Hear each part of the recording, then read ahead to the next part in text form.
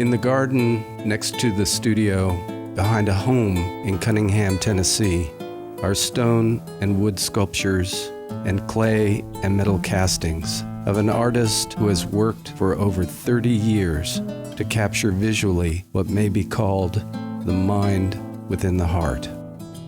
In all of Mike Andrews' work, we come to understand how a handmade object can extend our perceptions beyond our own immediate response to the work of art itself, and lead us to a deeper, intuitive sense of our connections to each other and to nature. Andrews, like the modernist masters Constantine Brancusi, Isamu Noguchi, and Louise Nevelson, allows process, attention to detail, and intuition to guide him in shaping his works of art. Andrews begins every project by creating a concept model. He then methodically removes the negative space, bringing forward the essential form of the object.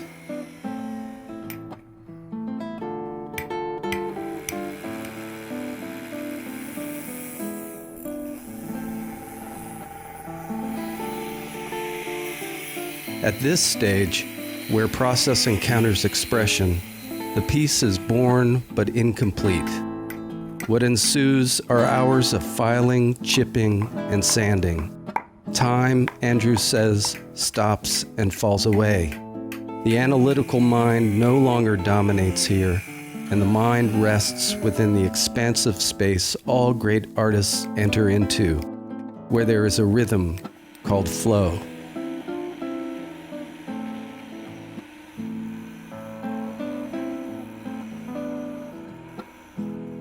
The results, as Olin Bryant says of Andrews' work, need no words to appreciate them. Bryant knows of what he speaks. Bryant is an award-winning master artist, a Tennessee treasure who attended Cranbrook Academy for the Arts and distinguished emeritus professor of art, and whose work resides in the most prestigious collections in the country. Bryant's parents and family worked as sharecroppers, first in Cookeville and then near Lebanon, Tennessee. Despite the critical acclaim for his work, Bryant's inspiration has always been to stir and communicate the message of joy and solace to the unschooled viewer. Those people who, like his kin, work to struggle to make ends meet and do not have the time to visit galleries or museums. Now 87, Bryant continues to produce artworks in his home studio in rural Cottontown, Tennessee. In his mind, the aesthetic and audience are intertwined and are rooted to his home place.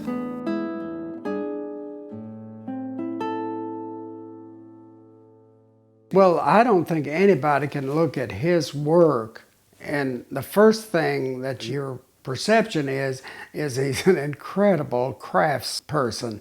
His skill is very, very obvious to anyone, even the untrained.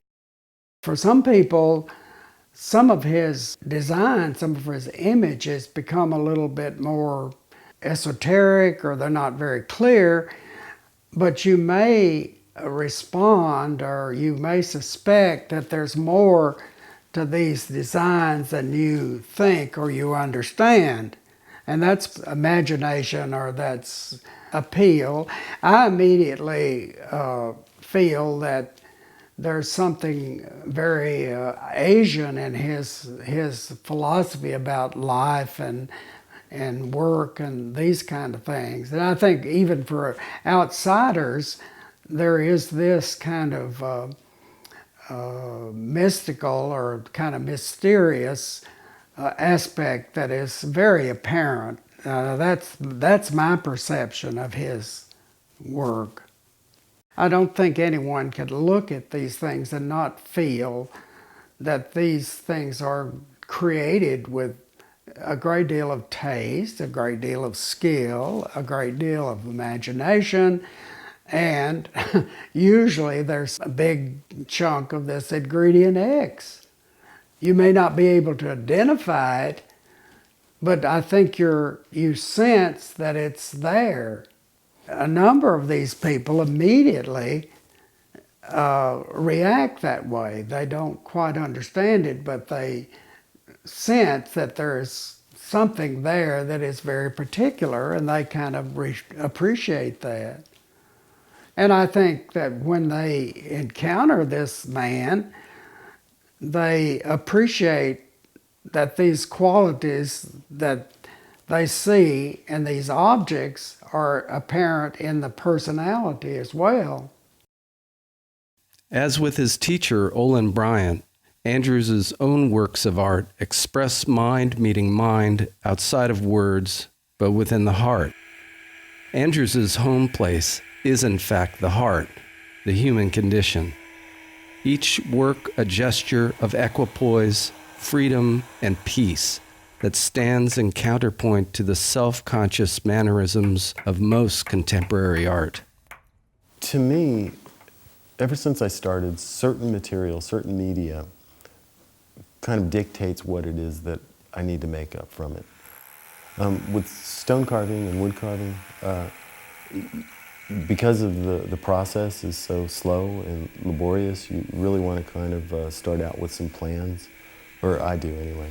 And so it's really kind of tight. You have a vision, you have an idea, you start out with a model, and then you try to follow that to the best of your ability. And then eventually I get to a point where I'm like, okay, this is the concept, the idea, and now it's the stone's turn to kind of dictate what needs to be done.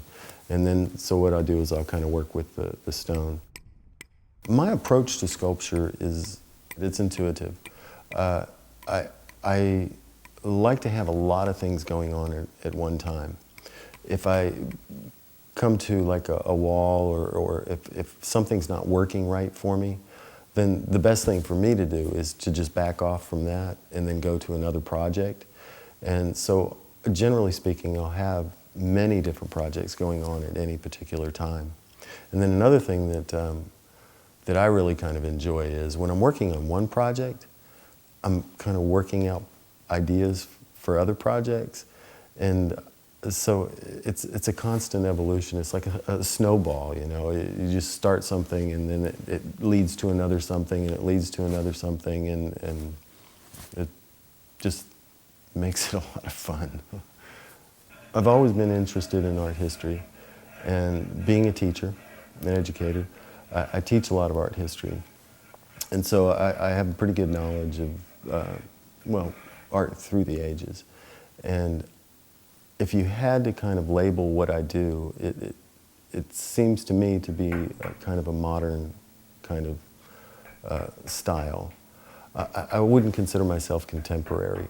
A lot of the artists that came about in the early 20th century, mid 20th century, and those are the ones that kind of speak to me. And so that's, I think, a lot of the aesthetic that my work kind of has, is that modern kind of approach.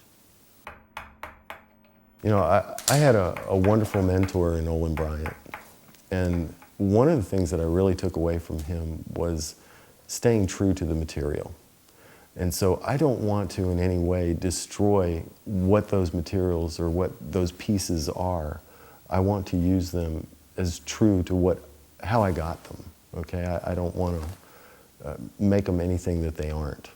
So I generally don't like to paint them.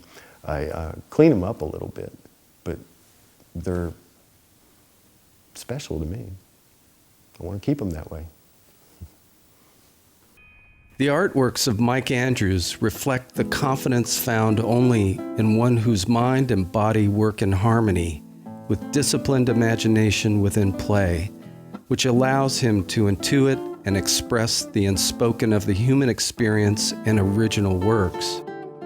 All of Mike Andrews' sculptures reflect back to us what we instinctively know but have forgotten, and ultimately reveal the enlightened heart.